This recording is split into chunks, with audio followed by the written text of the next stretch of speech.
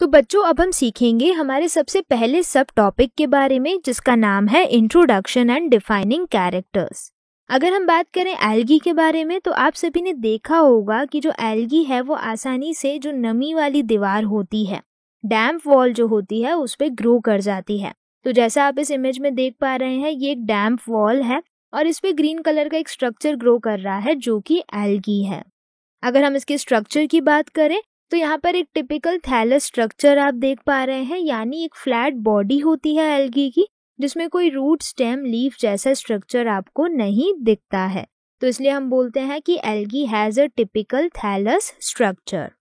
तीसरा, यहाँ पर आप एक इमेज देख पा रहे हैं जिसमें एक स्लॉथ दिखाया है, एक एनिमल जिसकी सरफेस पर भी एल्गी आसानी से ग्रो कर जाता है।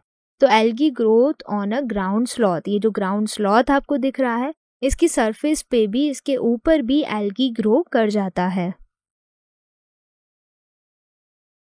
इसके बाद अगर हम बात करें एल्गी के फॉर्म्स और साइजेस के बारे में, तो यहाँ पर एक माइक्रोस्कोपिक एल्गी आपको दिखाया गया है जिसका नाम है क्लेमाइडोमोनास। इसकी साइज सिर्फ 10 माइक्रोमीटर होती है। तो जैसा कि आप इस स्ट्रक्चर में देख पा रहे हैं, ये एक एल्गी है जिसका ऐसे लॉकेट शेप का स्ट्रक्चर है और इसकी सरफेस से ऐसे 2 धागे निकल रहे हैं जिन्हें हम फ्लैजिला बोलते हैं। इसी के साथ साथ हम एक दूसरे एल्गी की बात करेंगे जिसे हम बोलते हैं स्पायरोगैरा, या इसे कॉमनली हम पॉन्ड सिल्क के नाम से भी जानते हैं। अगर आप इसकी बॉडी देख पाएं तो इसकी बॉडी ऐसे फ्रैगमेंटेड आपको दिख रही है और इसके अंदर ऐसे स्पाइरल शेप्ड क्लोरोप्लास्ट अरेंज्ड है, तो इसीलिए हम इसको बोलते हैं स्पायरोगायरा, स्पाइरल शेप्ड। फिर तीसरा, हम यहाँ पर एक इमेज देख पा रहे हैं जिसमें ऐसे बहुत बड़े बड़े पत्ते आपको दिख रहे हैं फॉरेस्ट की फॉर्म में। ये होती है हमारी जाइंट केल्प फॉरेस्ट। ये जाइंट केल्प फॉरेस्ट इतनी बड़ी, इतनी ह्यूज होती है कि ये ग्रो कर जाती है अबाउट 100 मीटर इन लेंथ। तो 100 मीटर तक लंबी ये ग्रो कर जाती है और इसलिए हमें इसे बोला जाइंट केल्प फॉरेस्ट। तो अलग अलग फॉर्म्स, शेप और साइजेस में हमें एल्गी मिलती है, या तो माइक्रोस्कोपिक स्ट्रक्चर या इस तरीके से जाइंट केल्प फॉर्म में। और इसी के साथ साथ अगर हम बात करें एल्गी के रिप्रोडक्शन के बारे में, तो एल्गी 3 अलग तरीके से रिप्रोड्यूस कर सकता है। सबसे पहला जो मेथड है वो है हमारा वेजिटेटिव रिप्रोडक्शन, जिसमें हम बात करते हैं कि जो एक एल्गी है वो अपने फ्रेगमेंट्स बना लेता है, यानी टुकड़े बना लेता है और डिवाइड हो जाता है। और फिर फाइनली ये जो फ्रेगमेंट बनते हैं ये आगे जाके डेवलप हो जाते हैं एक थैलस में या एक नए एल्गी में। तो इस तरीके से वेजिटेटिव रिप्रोडक्शन फ्रेगमेंटेशन की फॉर्म में हमें एल्गी में देखने को मिलता है। वही अगर हम बात करें दूसरे मेथड की, जिसे हम बोलते हैं एसेक्सुअल रिप्रोडक्शन, तो इसमें हम बात करते हैं कुछ स्पेसिफिक स्ट्रक्चर की जिन्हें हम बोलते हैं स्पोर्स।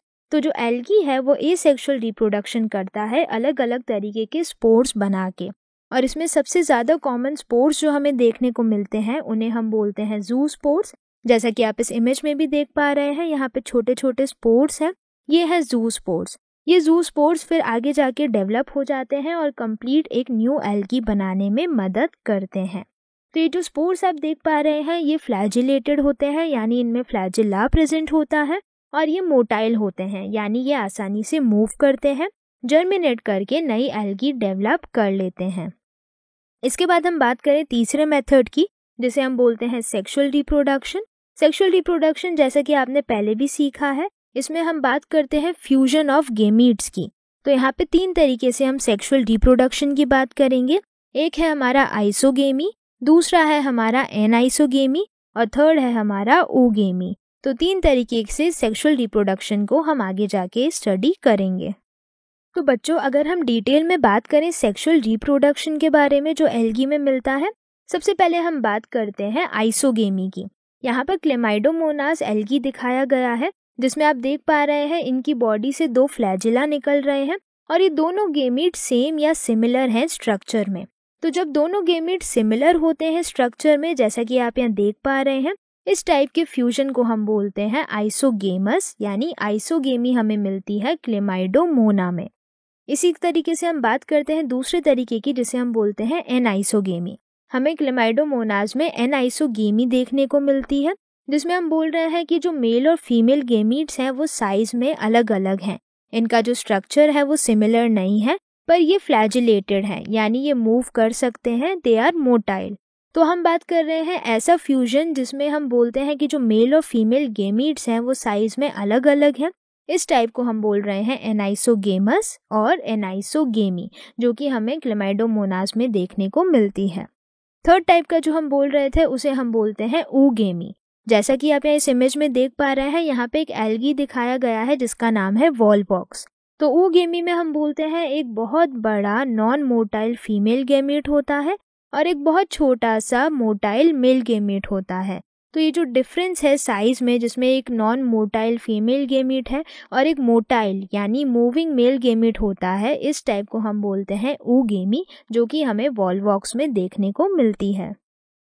तो बच्चों, इसके बाद अगर हम बात करें commercial and environmental uses of algae के बारे में, तो एल्गी बहुत ज़्यादा यूजफुल है हम ह्यूमन बींग्स के लिए। सबसे पहले हम बात करते हैं, यहाँ आप एक इमेज देख पा रहे हैं, ये एक एल्गी है जिसका नाम है लैमिनेरिया। ये लैमिनेरिया एल्गी बहुत ज़्यादा कंज्यूम किया जाता है as a food throughout the world. तो लोग बहुत ज़्यादा इसे एज अ फूड कंज्यूम करते हैं। दूसरा अगर हम बात करें, जो एल्गी है वो मदद करता है CO2 फिक्सेशन में, यानी सबसे ज़्यादा जो कार्बन डाइऑक्साइड को फिक्स कर रहा है इस अर्थ पे वो करता है एल्गी बाय द प्रोसेस जिसे हम बोलते हैं फोटोसिंथेसिस। तीसरा अगर हम बात करें तो हम यहाँ पर बात करते हैं algin from brown algae is used as a hydrocolloid, यानी हम बात करें जो ब्राउन एल्गे हैं उसमें से जो एल्गिन है वो यूज़ किया जाता है एज अ हाइड्रोकोलॉइड। हाइड्रोकोलॉइड का ये मतलब है कि कुछ ऐसे सब्सटेंसेस मिलते हैं जो कि वाटर को होल्ड कर सकते हैं, वाटर को पकड़ सकते हैं। तो उसमें से एक है हमारा एल्गिन, जो कि ब्राउन एल्गी से हमें ऑब्टेन हो रहा है। तो बच्चों, इसके बाद अगर हम बात करें और ज़्यादा यूजेस की एल्गी की, तो यहाँ पर हम एक एल्गी देख पा रहे हैं जिसका नाम है गैलिडियम। तो गैलिडियम एक ऐसा एल्गी है जो कि मदद करता है अगार बनाने में। अगार बहुत ज़्यादा यूज़ होता है बायो की लैब में ताकि हम माइक्रो ऑर्गेनिजम्स को ग्रो कर सकें। इसी के साथ साथ ये अगार आगे जाके यूज़ होता है जेल्स और जेली बनाने के लिए। तो ये था गैलिडियम का यूज़। इसके बाद हम बात करते हैं क्लोरेला, जो कि एक ग्रीन एल्गी है जो कि एज अ फूड कंज्यूम किया जाता है एस्ट्रोनॉट्स और स्पेस ट्रैवलर्स के द्वारा।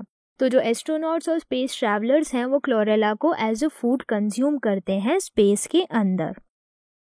इसके बाद हम बात करें क्लासिफिकेशन ऑफ एल्गी के बारे में, तो एल्गी में हम बात करते हैं सबसे पहला क्लोरोफाइसी, दूसरी कैटेगरी की हम बात करते हैं फियोफाइसी और तीसरी है हमारी रोडोफाइसी। तो जो एल्गी है उसे हम 3 मेन क्लासेस में डिवाइड करते हैं, क्लोरोफाइसी, फियोफाइसी एंड रोडोफाइसी।